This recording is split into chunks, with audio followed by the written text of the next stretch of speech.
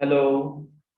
मैं हूं Aamir Sandhu, maths teachers, एक नई वीडियो लेक्चर के साथ जो कि सिंपल इंटरेस्ट और कंपाउंड इंटरेस्ट के दरमियान डिफरेंस को वाज़ेह करेगी। और आप देख रहे हैं यूट्यूब चैनल स्कॉलास्टिक हाउस।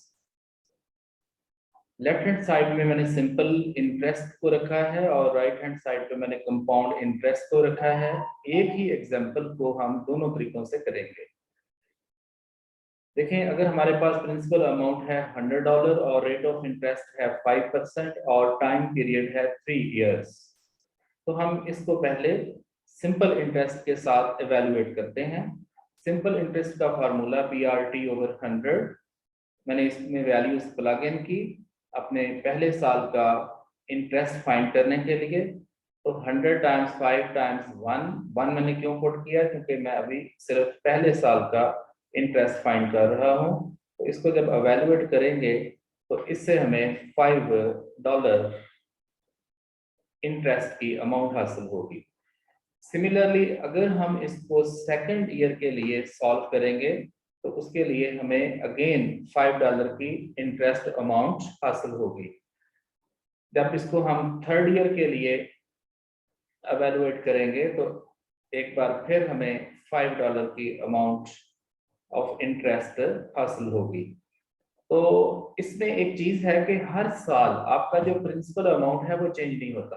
यानी आपने जो इंटरेस्ट पे करना है वो ओरिजिनल पेमेंट या ओरिजिनल अमाउंट या प्रिंसिपल अमाउंट जो कि इस एग्जांपल में 100 है उस पे ही पे करना होता है।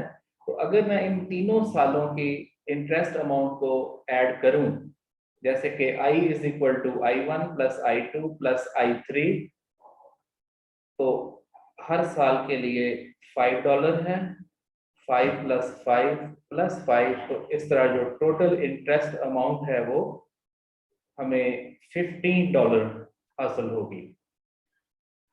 अब इसी को, ये तो मैंने अलग अलग निकाल के दिखाया।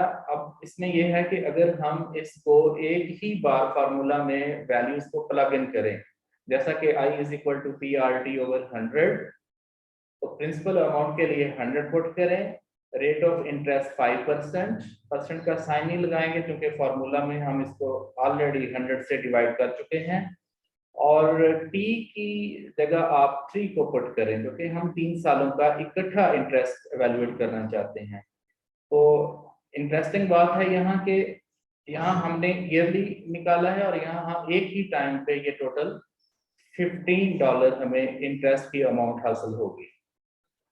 अब सेम प्रॉब्लम को हम कंपाउंड इंटरेस्ट में देखते हैं। यहाँ भी प्रिंसिपल अमाउंट $100 है, रेट ऑफ इंटरेस्ट जो है वो 5% है।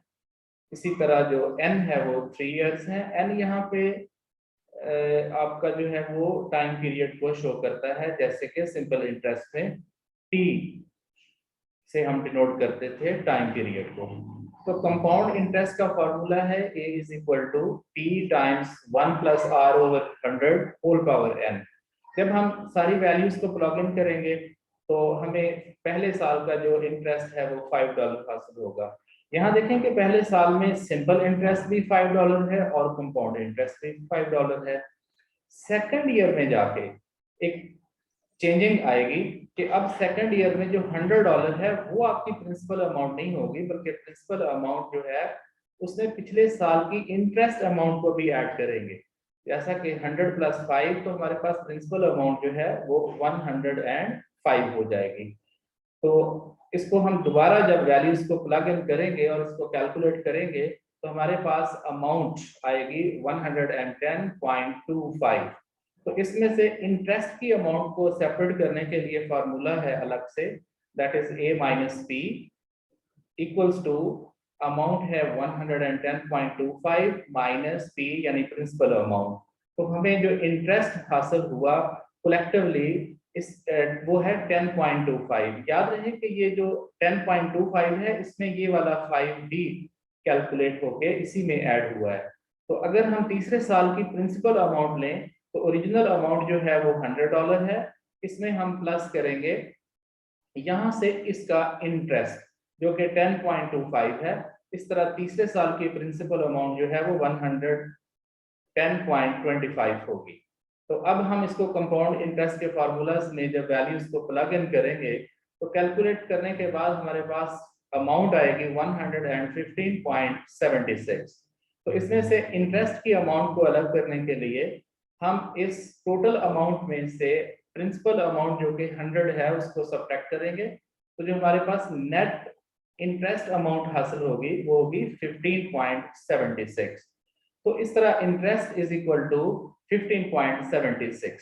तो सेम वैल्यूज को जब हमने सिंपल और कंपाउंड इंटरेस्ट में कंपैरिजन के साथ सॉल्व किया तो यहाँ पे देखें ये है $15 इन सिंपल इंटरेस्ट, जबकि कंपाउंड इंटरेस्ट में ये वाली वैल्यू है 15.76। तो एक छोटी सी अमाउंट जो कि $100 है उस पे जब हमने अलग अलग दोनों में फार्मूलाज को अप्लाई किया तो जो डिफरेंस आया इनमें वो आया $0.76। तो ऐसा क्यों हुआ? इसलिए कि ये जो $5 थे जब दूसरे साल में प्रिंसिपल अमाउंट में ऐड हुए तो इस $5 के ऊपर भी एक इंटरेस्ट लगा। इसी तरह ये जो 10.25 था ये तीसरे साल की प्रिंसिपल अमाउंट में ऐड हुआ तो इसके ऊपर भी इंटरेस्ट अप्लाई हुआ, इसीलिए इसको इंटरेस्ट ऑन इंटरेस्ट कहते हैं, सूद दर सूद। अब अगर हम कंपाउंड इंटरेस्ट को भी सॉल्व करें फार्मूला की हेल्प से, a is equal to b times 1 plus r over 100 power n, values को प्लग इन करूं तो मेरे पास 115.76 आ रहा है।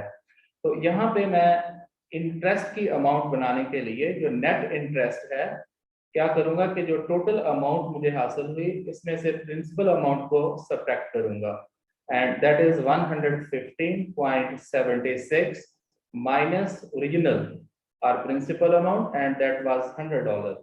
so at the end of calculation हमें जो वैल्यू मिलेगी वो होगी 15.76। अब यहाँ पे देखें कि ये हमारे पास सिंपल इंटरेस्ट में $15 है जबकि कंपाउंड इंटरेस्ट में ये वैल्यू 15.76 है। तो फिर यहाँ पे जो हमें डिफरेंस आया वो है $0.76 का।